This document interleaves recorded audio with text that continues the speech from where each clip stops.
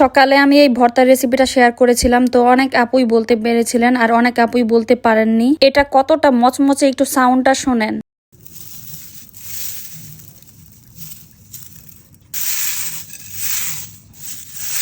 এটা হচ্ছে শুকনো পাট পাতা ম্যাচিওর পাতাগুলো শুকিয়ে একদম মচমচে করে রেখে দেওয়া হয়, এরপর ধুয়ে আবার একটু চুলায় মচমচে করে নিয়ে এরকম গুঁড়ো করে নিতে হয়। তারপর এগুলোকে আমি এখন ভর্তা করে নিব। এখানে আমি শুকনো মরিচ ভাজা নিয়েছি, পেঁয়াজ কুচি, ধনিয়া পাতা, পরিমাণ মতো লবণ দিয়ে আমি ভালো করে চটকে নিব। এমন ভাবে চটকে নেবেন মনে করবেন আপনার হাতের নিচে আপনার শত্রু।